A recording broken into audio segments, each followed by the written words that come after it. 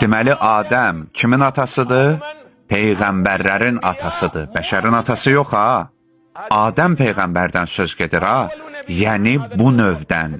İndi neçə müddətə bu mərhələyə gəlib çatdı? 100 min ildən sonra, 200 min ildən sonra, 300 min ildən sonra, 1 milyon ildən sonra, 30 milyon ildən sonra. Elə də önəmli deyil. Beləcə hansı məsələdə həll olur? İkinci məsələ.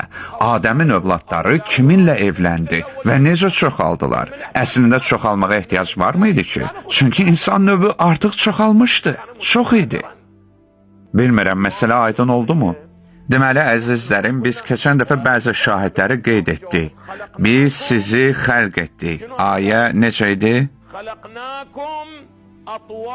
Biz sizi mərhələli şəkildə yaratdıq. İndi isə gəlin başqa bir ayəyə baxaq. Bəlkə də bu ayəni bu baxışla ilk dəfə oxuyursunuz.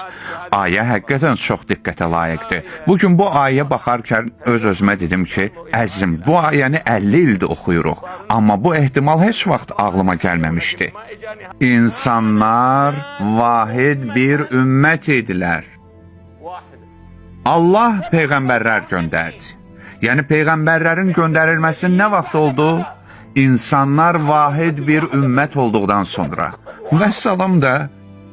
İnsanlar vahid bir ümmət idilər. Yəni onların ümumiyyətlə ixtilaf etməyə ağıl düşüncələri vardı, yoxsa yox? Onlar bir ümmət idilər. Tamamilə həmfikir. Heç bir ixtilaf da yox idi. Çünki ixtilaf nəyin nəticəsidir? Fikrin nəticəsidir. İnşallah dini düşüncənin yenilənməsi mövzusunda bu barədə danışılacaq ki, ixtilaf, təfəkkür və düşüncənin ən mühüm xüsusiyyətlərindən biridir. Beləliklə insanlar nə idilər? Vahid bir ümmət idilər.